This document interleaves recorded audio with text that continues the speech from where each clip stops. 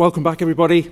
Our last session today is appropriately going to talk about the future of learning, how it is evolving, how technology influences that evolution, how global reach produces new possibilities and new problems, and what learning will look like in 5 years' time. Now, there are very few people in this country who I know of who would be qualified to speak on that, but our last speaker of the day is most certainly one of them. If I read out even a mere summary of his biography, it would take up far too much of his time. He's Chancellor of the Open University. He is a multi-Oscar winner as a film producer. He chairs numerous parliamentary committees. What more do I need to say? Please, a big rousing welcome, please, for Lord David Puttnam.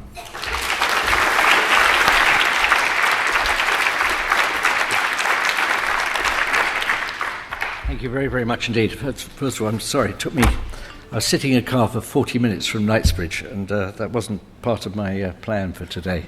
So I do apologise for being a little late.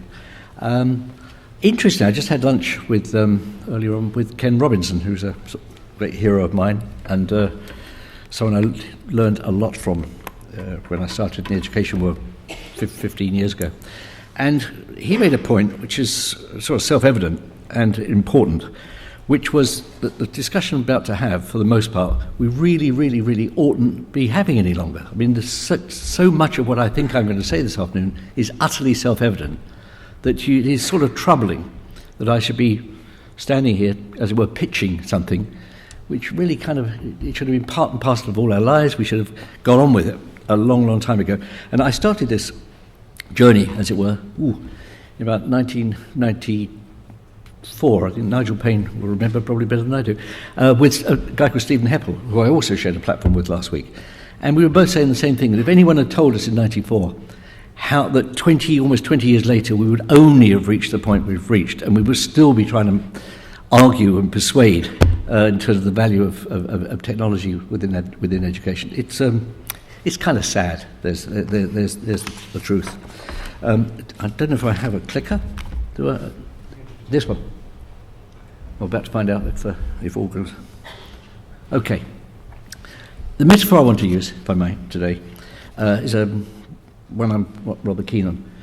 The horse. The horse is about 2,700 years, I'm reliably told. We have relied on horses to an extraordinary degree as means of transport, as a sort of friend, but also in war. This very, very early piece is relevant in that it shows both the domesticated animal and the horse in war. And it's been fundamental to human development, absolutely fundamental. After over 2,000 years of horses being fundamental in battle, in less than a year, they were entirely and absolutely obviated. In fact, they became a liability. It didn't mean that we ceased to love horses. In fact, I would argue that probably we love them rather more, in that we ceased to slaughter them in battle. And always remember horses are very smart. W.C. Fields memorably said that horses are so smart they don't waste their time betting on people, and I think it's true. So this is really the point. The well-deployed, skillful use of machine guns made the horse overnight an irrelevance. And interesting enough, Hiram Maxim, who invented the machine gun, had been spent almost 20 years, probably at expositions not unlike this, attempting to interest people in his invention. And he wasn't getting very far. He wasn't getting very far for the oldest reasons in the world. One was utility and the threat of change, and the other was cost. It was absolutely the case that the military, whilst some of them admitted that the machine gun was likely to be very effective, actually didn't want to give up the horse, so they clung onto the horse long after its use was of any value. But more importantly, cost. Interestingly, all the military men, all the armies, all the governments, certainly in Europe, believed that the cost of the machine gun was simply unaffordable. Surprise, surprise, they changed their mind after the Battle of the Somme, and all of a sudden, not only were machine guns affordable, they became fundamental if you wish to be a viable nation state. And I would argue that is precisely the case with education. The things that we regard as unaffordable are actually not so much unaffordable. The only unaffordability is our ability to move forward as as, frankly, a viable nation unless we come to terms with the costs involved in changing things. I'd further argue that this is education in its very, very earliest days, but that the first piece of technology was the interactive slate. Interestingly enough, almost exactly the same size, literally, as that. Now, why was the slate first piece of interactive technology? Because A, you could take it home. B, it was something that you, the student, had that could copy off a board with the teacher could come and look at it, and I would argue that the very first pedagogy emerged as a result of the child having the slate, the child effectively possessing the slate and having a relationship with the teacher through that, by trial and error. A better, and I've used this for many times in the past, a better, more graphic metaphor is probably this. The man on the left there, standing, was in 1913 the most famous surgeon in the world, a Frenchman, just before the start of the First World War. He was an incredibly well-known, famous surgeon, and there was no one better. If you took him and time-travelled him 100 years to today, to there, he could do literally nothing. There would be no component of his skill base would have been any value to him whatsoever in that environment. He might just as well be on a spaceship. That is a contemporary operating theatre. So the surgeon and the surgeon's skills from 100 years ago have been entirely obviated by technology. Which begs the question, why hasn't that happened in education? Because, as we all probably know, in many, many subjects, she, that's not 100 years ago, but it's a good number of years ago, she could teach what we would recognise as a lesson today in most, or certainly many, maybe most, actually most subjects. So the impact of technology in education has had nothing like the impact of technology in the area of health, despite the fact, and this is, I think, very interesting, despite the fact that we've learned more in the last 20 years about the way the brain works than we've learned in the rest of recorded history. We know a lot about the brain, the way it works, the way it absorbs, the way it remembers, the way memory works. All of this is relatively new stuff. I would argue we basically haven't begun to dice and slice that information and make it work in the world of teaching and learning. So it's all, in a sense, a bit too familiar. He warned us in 1947 that we were pretty badly behind the curve, and not that many people, frankly, believed him, but he did warn us. So what I'd like to show you is, in 1947, a clip that at least someone was listening, although not enough. It's a clip from a March of Time documentary in the United States, 1947. This is a very, very short version, 1 minute, 15 seconds of a rather longer film.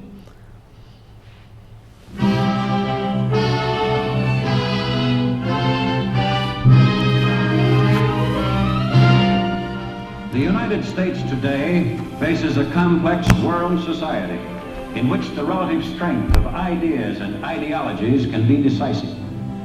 Priding herself on a mighty public school system, America is awakening to the fact that her schools are ill-equipped for today, inadequate for the future. Millions of our children are acquiring a second-rate education, and as America's population increases, the urgency of the problem becomes overwhelming. There is today a job for all the people. Here they live, and here are their children and their schools. And they must decide whether their public schools are equal to the changing times and to the needs of a free people. For the problem of our schools lies at the heart of our free society, and none of man's institutions has a deeper import for his destiny as a citizen, be it in the community, the nation, or the world. Time marches on. Well, time obviously does march on. Here we are 66 years later. Other than the words in that there's a job for everybody, is there one single word in that commentary that you would either argue with or change? Nothing. The fact is, our nation's future depends entirely on the quality of the education we provide to young people. With it, we have a future. Without it, we have, I would argue, almost none.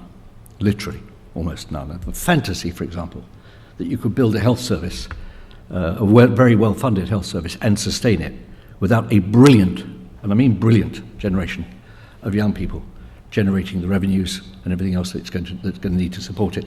It's just that. It is a fantasy. So there's a problem. The answer, obviously, is a new pedagogy. Here's just one example that I work with Promethean, the effectively interactive whiteboard, but increasingly software-focused company. And the answer is a different type of educational experience in just about every respect. Something far more fluid, which offers fully integrated systems, which are wholly interoperable, and offer at the same time, and I think very, very importantly, real-time assessment. All this exists. There is no futurology here. There's nothing extraordinary. It's just a question of will. And we're back to that argument again, I would say, of the machine gun. You either do afford it and get on with it, or you get left behind, and other people will do it, use it, and effectively use it against you. So there are any number of opportunities. Obviously, there's whiteboards. Obviously, the iPad. Obviously, increasingly, the table. The really important thing here is the interoperability of them. And I'd like to try and destroy the notion that either the iPad on its own, or for that matter, the interactive whiteboard on its own, is sufficient. It is the integration of all of these devices with real-time assessment, which, in my judgment, is going to change things and hopefully change things forever. But there's some good news. And this, I hope, is going to surprise many of you. I chair the advisory committee of the Times Educational Supplement, Higher, and the TES. And we get, as a result, I get access to a lot of really very, very interesting statistics and data. I don't know how many of you are aware of what's going on in the teacher resources area. It is a phenomenon. When I worked for the Department of Education, I worked for Estelle Morris, we would talk endlessly about things we wanted to happen, hoped would happen. But I would say we suffered terribly from initiative-itis and project-itis, and what destroyed us every single time was taking things to scale, taking really nice ideas and then really taking them to scale. So time after time, we look at things that were working in 10 schools, 20 schools, 50 schools. And then you say, well, what about the other 27,000? And a great silence would descend. And it was always what beat us was the issue of scale. And in a sense, also a slightly divided workforce. Look at this. This is teachers working with teachers and offering resources. Let's say uploading, downloading resources, lesson plans, sometimes just simply ideas. We're watching at TES and at Promethean. These are two combined, cumulatively, two sites here, Promethean site and the TES site.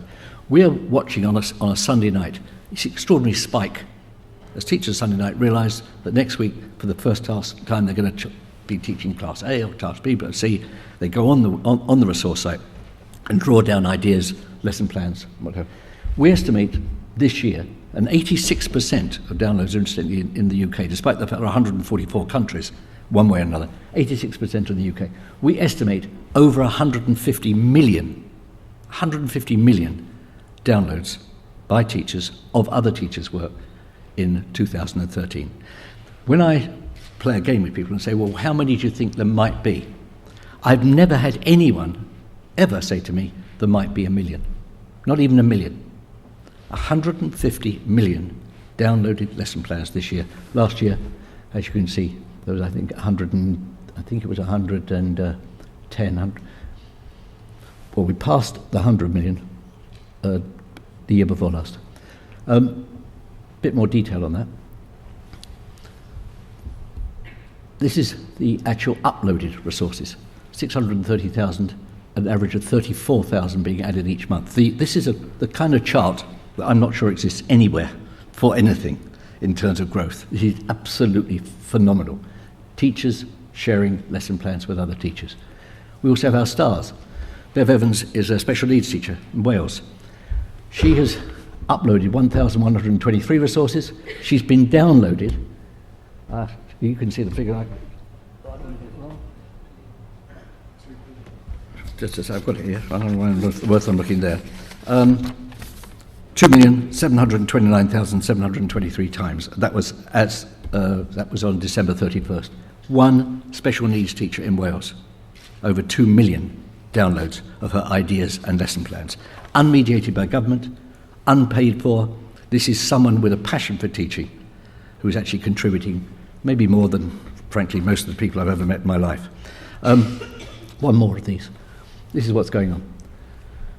4 million unique visitors a month, 7 resources downloaded every second, 1.2 million unique visitors per week, and the most important, I think, 3.5 million resources downloaded a week. This is happening. It's happening and it's growing. I've actually raised this 3 times in debates in Parliament, 3 times. No one, either I'm looked at with blank disbelief, and all I'm suggesting is maybe it would be an idea if the government began to look at this, catalyse it, and find ways of both rewarding and encouraging this to happen. Frankly, the reaction from central government at the moment is just bemusement and almost disbelief. This is happening, and for me, it's the most important thing happening in education. And if we can find a way of getting involved and helping this, it would be, I think, fantastic. Another job that I have and value is I'm Chancellor of the Open University. We're looking very, very hard at what we can do to move into this space. You'll remember we started in 1972. One or two remember that genuinely was a 1972 television set. This was a nice slide. That was what was going on in Oxford in 1972. We, on the other hand, were an alternative, and that's what was going on at the OU the same year. Different type of folk for a different kind of stroke, I suppose. It was also pretty primitive, let's be fair. That was the programming in the studio in 72. Things were pretty primitive. But let me just show you what we're launching. This is a clip of Open Learn that we're launching next month. This is where the OU has got to. And I'd just like to look at this in the context of where we are in primary, secondary. Can we run this clip? It's very short.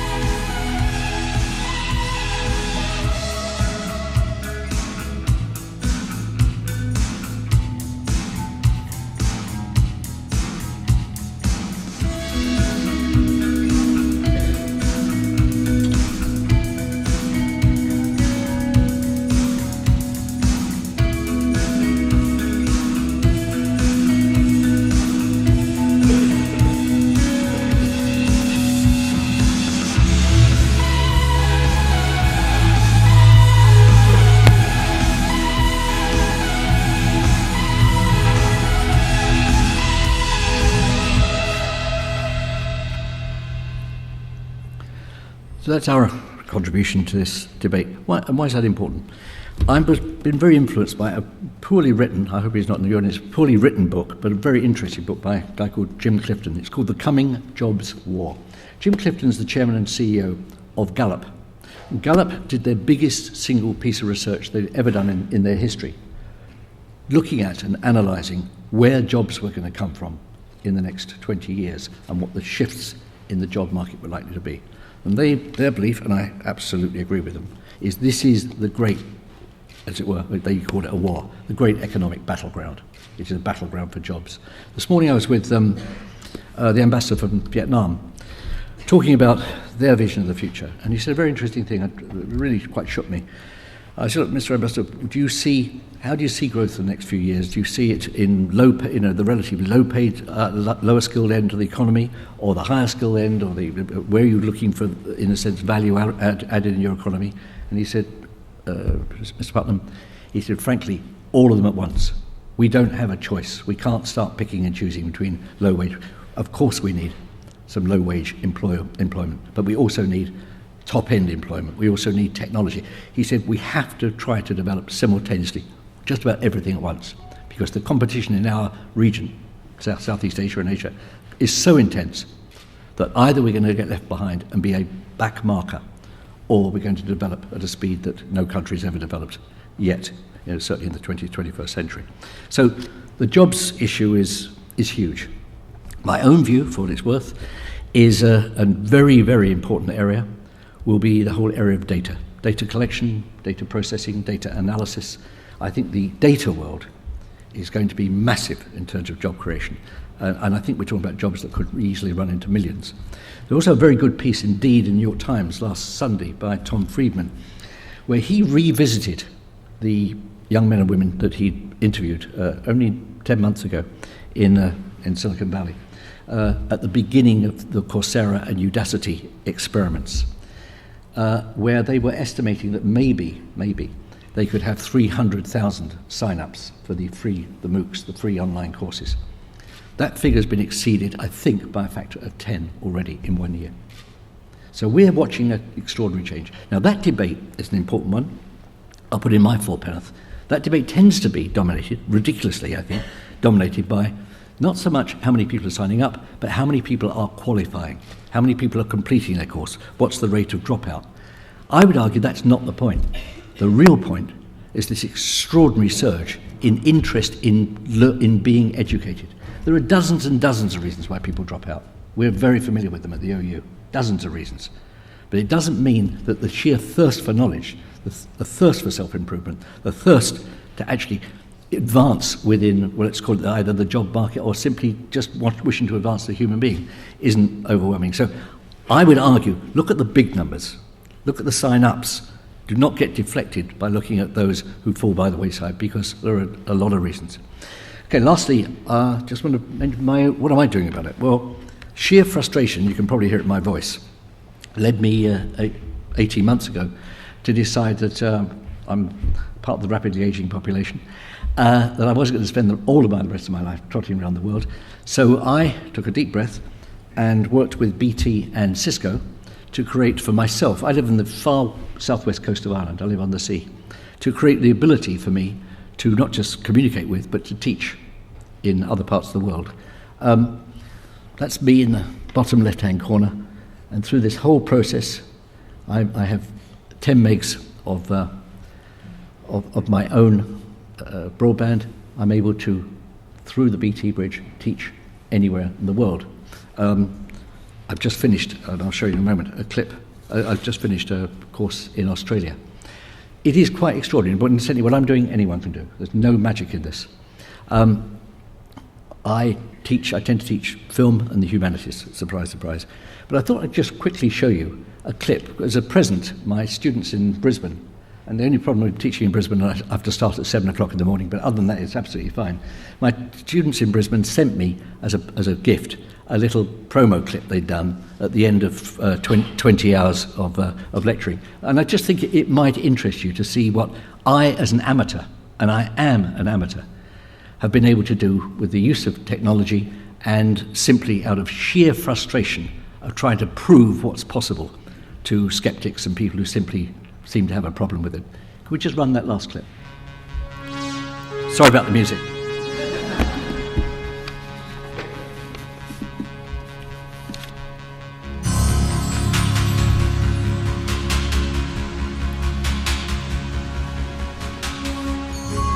Cinema and television, in my judgment, are without question the most socially influential mass media of the early 21st century. Over the next 10 sessions, I'm going to try and take you through not just my own career, but the films that influenced me, and I think the films that allowed me to make the choices I made. I'd like to show you a clip of what, for me, is one of the finest documentaries ever made. This is an interview from 25 years ago with Bill Moyers for PBS. The creative community is supposed to be the group who are pushing, using their strengths, using their power, using their talent to push against what is into what may be. Now let's interrogate that a bit, and I'd really like to hear from you. Hello, David. Hi, David. Hi, David. Hi, David. My question relates to how you worked with the key creatives during the process of filming. On the set, be there at the beginning, be there at the end, and be there when you need it. Is there still a hunger or an appetite for the mission type films in today's movie-going audience? What those films were I would argue, was a salve. They allowed people to feel that there was a better world out there, and that they themselves were capable of better. And I think that is the role of filmmakers. Politicians, by definition, can never be part of moving society forward, because they're always trying to catch up with where society is. Our job, your job, is to move society forward. The film is yours, it's the writers, it's the directors. It has to come from within you. If it doesn't, it's empty, and it's a product. Everything is about the choices you make. Everything. Not just the people you work with, the themes you choose, the way in which you conduct your life, the things that are important to you, the way you use your time. It is all about choices. Good night and good luck.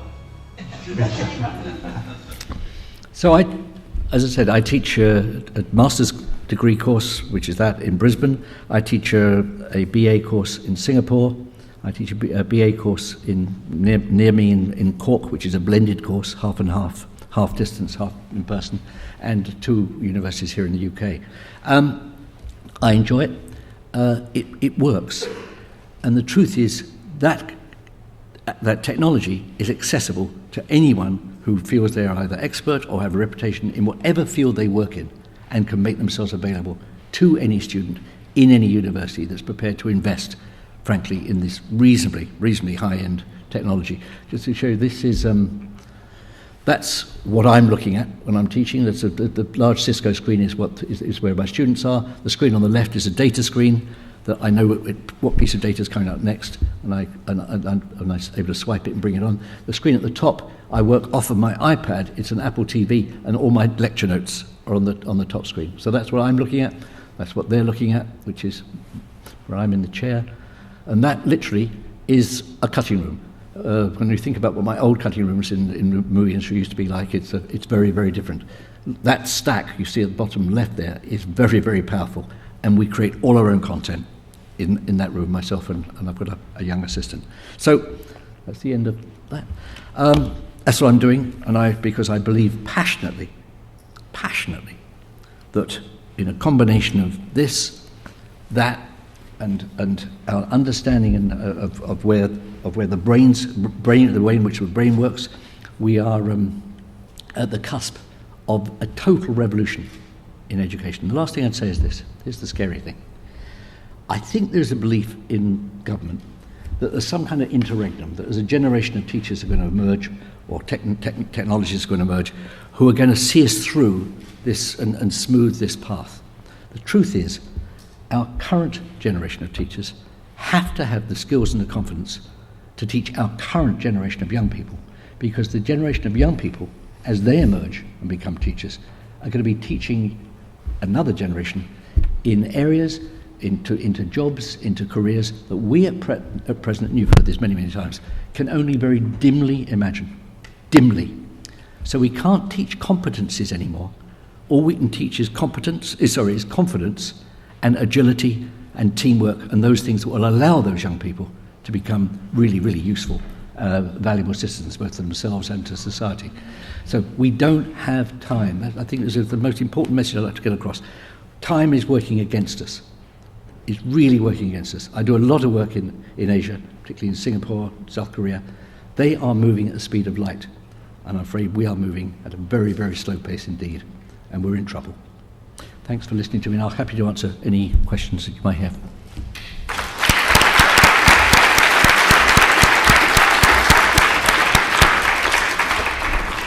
Who would like to go first? Nigel Payne, right front row. Nigel. Microphone coming. Hi, David. Hi, Nigel. Thanks a lot. Pleasure. Thanks for that. You said young people and today's teachers. Do you think there's an equal conundrum in work that actually the workforce, older than young people, they too are frustrated because the quality of what they do at home, the quality of the bits of technology they carry in their bag but often can't plug in or use in the workplace just doesn't match the kind of learning that's being offered to them. And there's this kind of flip where work was the technology-rich environment, home was the technology-poor environment. It's kind of flipped, and there's catching up to do in the workplace as well as in the school. Well, I think it's profoundly true. One of the most extraordinary moments for me was at a conference in San Francisco where they had a 12-year-old extremely competent kid on stage presenting his own work. And I always remember his opening line to a question was, you have to understand, when I walk into school in the morning, I have to power down. I always remember that. I power down. I don't power up, I power down. And you're quite right, the school environment is a subset of what many of them used to. I'm trying to be very, very careful about not being, at this point in my life, I can't be ageist. I don't think it is purely an age thing. I think that certainly teachers under the age of 35, 40 are much more comfortable with technology, and essentially in many cases they are just, they're technological natives.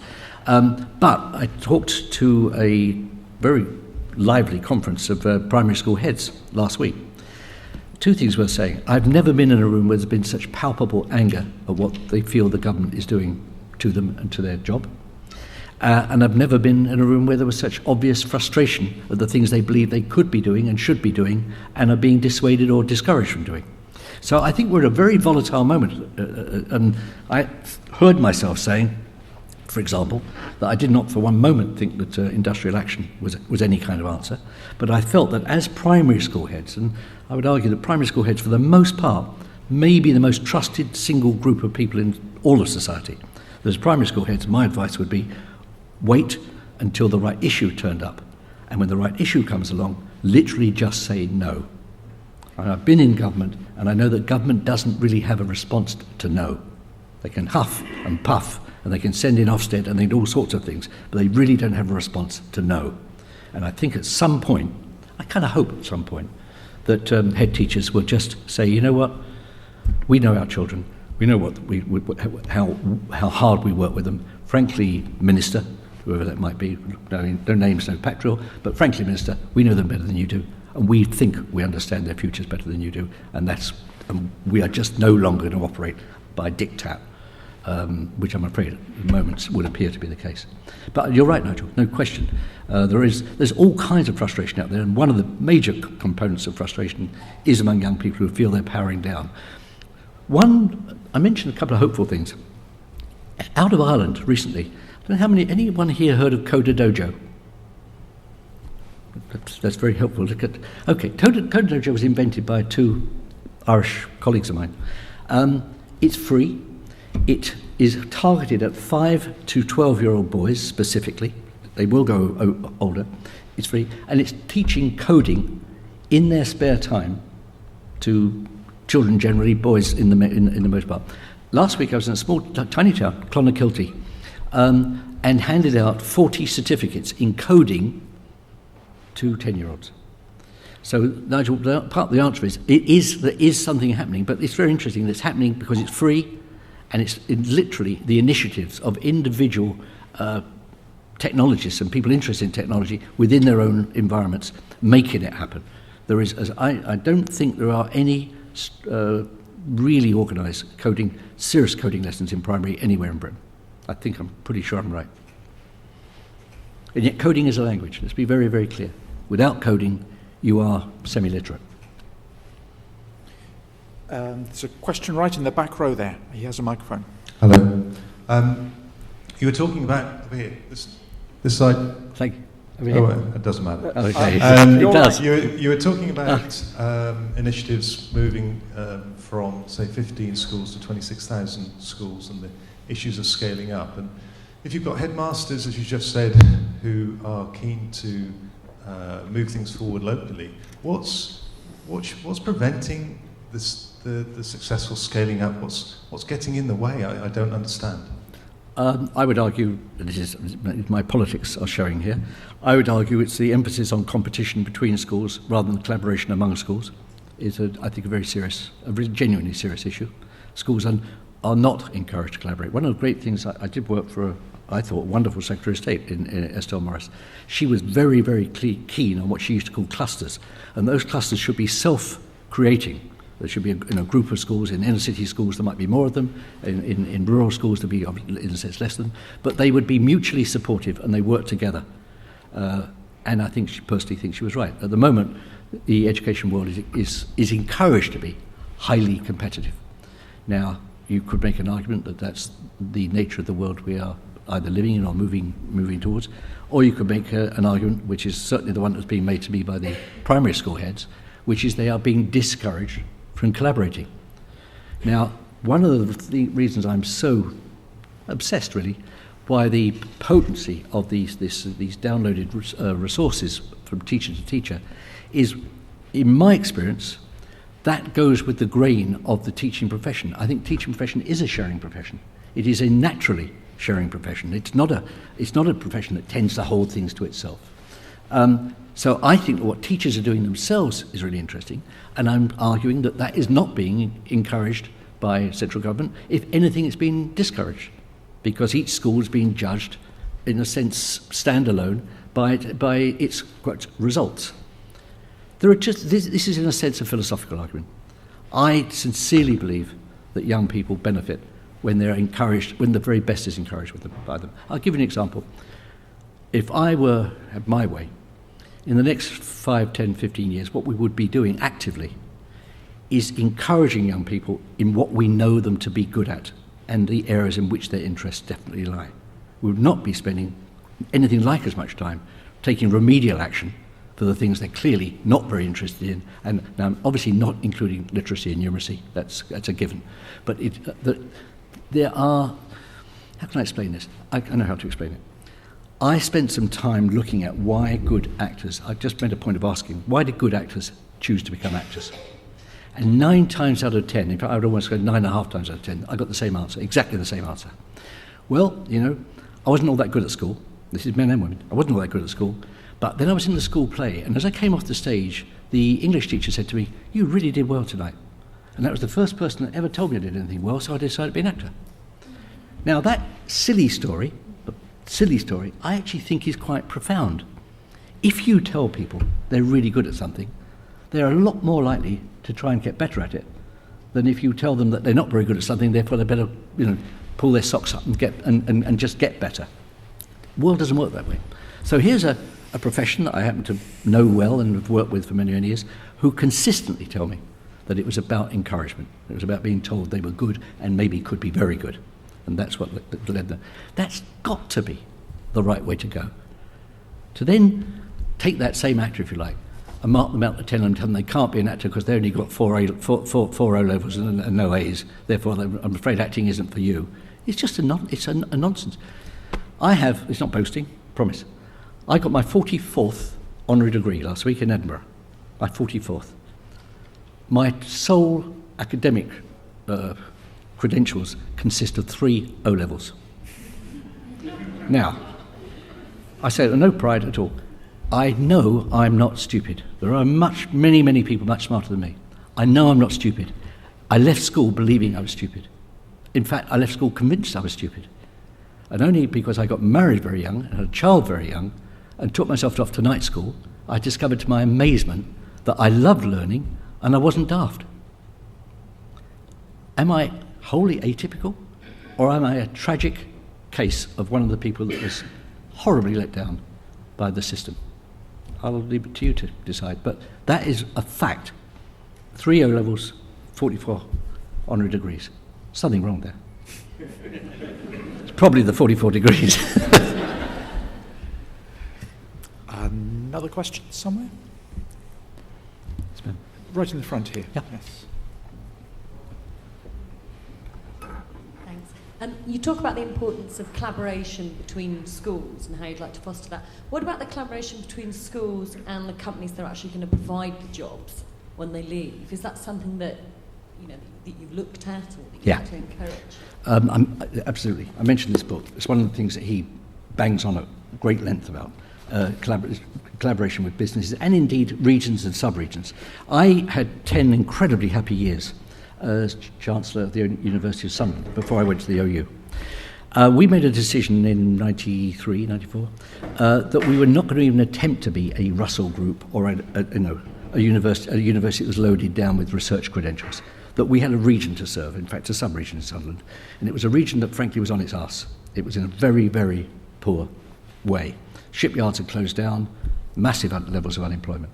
But we had a few important employers, most particularly Nissan. And so we made 2 decisions. One was to work closely as we could with the employers that were there. And the other was, and this sounds ridiculous, but I promise you it's true, the Vice-Chancellor and I used to go around, I used to actually wear my gowns, go around to primary and lower end of secondary schools and talk to them about what the university was. Why do we do that? Because the most common thing I came across when I arrived there in the early 90s was this phrase, really one chilling phrase. You say, university, oh, not for the likes of us.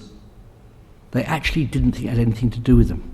It was as though the university had been dropped from a spaceship into an area that really, in no sense, didn't know what to do with it. So our job is to go out and proselytise, but also literally say to kids, look, we're going to be on a stage there. This is your university. 7 years' time, 8 years' time, we expect you to cross this stage, shake hands, go off into a world that's exciting for you. And it worked. And slowly, if you look at the University of Sunderland now, it is the most closely knitted university, I think, in the country, there may be one or two others, with its A, local community, and B, its employers. And the extraordinary success of Nissan, they will tell you, not me, they will tell you, it's all been built out of this relationship between themselves and the university. In fact, what's extraordinary is the level of very senior management at Nissan, all of whom are Sunderland graduates. So yes, it's absolutely fundamental. The other thing that Jim Clifton suggests, it's kind of obvious, but he's right, is that everyone should be a mentor. Everyone who has half a chance, who believes they have any skills or anything to offer, should find some way of mentoring some other kid, or a kid who doesn't have those skills. It's a really interesting and simple idea, and he's kind of right. It's the cheapest and most effective way of actually creating change at scale. And incidentally, an interesting question just now about scale. This may be slightly controversial, but I feel it very passionately. I started to interrogate why these really nice experiments and projects and initiatives weren't working, and I came to a conclusion, which is not an attractive conclusion, was that the extremely bright educational researchers that I was dealing with, many of whom were quite extraordinarily bright, really loved the project. And the moment, we all know this, the moment you want to take a project to scale, it involves compromise. It will never be the perfect project you designed. It'll have its edges knocked off. It'll involve things. It's not like that. And what I used to see was this kind of grey mist would come over the eyes of the researcher, because really deep down, they weren't that interested in going to scale. They would much prefer to roll on to another really interesting project at another couple of schools. So in fact, what we had was a generation of extraordinarily bright people who actually preferred projects to change at scale. Yes, ma'am. Hi, thank you for a fascinating talk. This is a kind of personal question. I wanted to know how you, or why you made a transition from filmmaking into education, if that's okay. Yeah, there are two really, I think, important reasons. As a young man, I was a chairman of my union, very young, I was 32. And as a result, I got invited into, as it were, the councils of the film industry. And I was very conscious of the fact that most of the people I was dealing with were in their 50s, 60s in some cases, a lot younger than I am now. And not only did they seem rather old, I knew it wasn't going to happen for them. They would be people walking around with a rather dog-eared script under their arms, that they'd had for 5 years, and they're going to give them one more, but they really want to get the script made. And you just knew, right like rock and roll, it was a young person's business. It was not going to work for them. And I quietly decided to myself, I never told anybody, I think maybe my missus, but I said, I've got to be out of here at 55. I do not want to be like that. I don't want to be struggling on the fringes of a business when our audience is remorselessly 18 to 23. You cannot be a 55-year-old filmmaker with a wizard idea and know how to project it to a 22-year-old, largely 22-year-old. It just doesn't work that way. So I'd made up my mind to do that. And I kind of put it away in the back of my mind. And then I discovered something very interesting. I was always very, very, very interested in, and largely took control over, the music in my movies. Although I wouldn't want to say this in front of an audience of film directors. Most film directors have got cloth ears. They really do. I mean, they can't, they can't, well, I don't know what goes on. They can't hear things of music. So I take a very, very tough line on the music of the films. And it worked. And because it was working, people stopped arguing after a while. And eventually, 1991, I was doing a movie called The Memphis Belle. And so I was, what was I? I was 50. And for the first time in my career, I couldn't hear it. I didn't know what it should sound like. It may sound silly. I'd always known what the film should sound like, almost before I knew what it should say. I couldn't hear it. And I felt as though I'd gone deaf. And that was the first warning I had, that actually those early instincts about not hanging around had been accurate. And had we as Labour Party, if we'd won the 92 election, I'd have gone then. I'd have been 51. As you know, we lost, but I was able to do 5 years working on policy issues. And the day of the election, and I'll tell you this to make you laugh, the day after the election, I went home, I was knackered, and the phone rang. It was a very nice man called Jonathan Powell, who was Tony Blair's chief of staff. He said, look, David, I don't want to say anything to anyone, but if you were asked to go to the House of Lords, would you be up for that? And I heard myself say, well, I think, yeah, I could, thank you, Jonathan, I could manage that, I think. He said, well, don't say anything. So this was about May the 3rd, 4th. June goes by, July goes by, August the 26th, and I said I live in far west coast of Ireland. August 26th, I go down to my local town, Skibbereen, and I get a coffee and buy a newspaper, and I open it, and I'm a peer, because it says so. That's the first I knew. And I treasure this story because it tells you something quite amazing about Britain, isn't it? I mean, where else in the world wouldn't you have got a letter or a piece of paper or something that, you know, sort of hinted that something was going to change in your life? Anyway, the day that happened, I was in the middle of a movie actually at the time that was clearly going to be the last film, and that was that. I hope that's an answer. Thank you. Cool. Another question, perhaps, or with your permission, may I ask one to fill a hole? What would be the catalyst that's needed to make the change? Do you think it's going to be a political event, a socio-economic event, a financial event? What will it need to make the government suddenly get it, if you know what I mean? Yes, I do. I mean, it's a really good question. I started off by saying that Ken and I over lunch were just kind of bewildered more than anything else, that we're still having to have this conversation. It seems so utterly self-evident to us. I think governments, and I don't mean government, I actually mean all the political parties, telling us the truth about our future. That's really what it needs. It needs 3 political leaders to be absolutely clear about what the future is for my grandchildren if we don't get our act together. Really, really clear. And one of the, I just mentioned it right at the beginning, but I think it's a very important one. The very idea that the future offers the type of pensions that we would hope ourselves to be entitled to, the type of health service we want, the type of social security service we want, all those things that, frankly, the whole of my lifetime have been fought for and in many cases won. The idea that those become affordable, irrespective of whether we've got a world-class education system, is a cruel fantasy. And it really needs all 3 parties to put their hands up and say that. They don't have a clue, none of them, how we're going to navigate the next 30 years. Not one of them. Or everything you hear and everything you read, they don't have a clue. And I would argue that the only way we're going to navigate our way through to a successful future is to have a absolutely brilliant educational system, irrespective of what it costs. And of course some money's going to be wasted. It always is wasted. But that's why I come right back to my very first clip, if you like. That's not a joke. The end of horse warfare was within months when the alternative became evident. And what I find strange is we know what the alternative, we know what the future looks like. It is not the Michael Gove back to the future. It has to be forward to the future. And we just got to, as I say, we just got to be told the truth by our politicians and understand that there is honestly an alternative. And that's what will change it. And so long as we're being offered different versions of the future, or it will all be all right in the night. I mean, I tell you what, as someone comes out of show business, it is never all right in the night. If anything, it's a damn sight worse on the night. It is never all right in the night. And it ain't going to be all right in the night for Britain, I'm afraid, unless we get our act together. Thank you very, very much for listening to me. Thank you.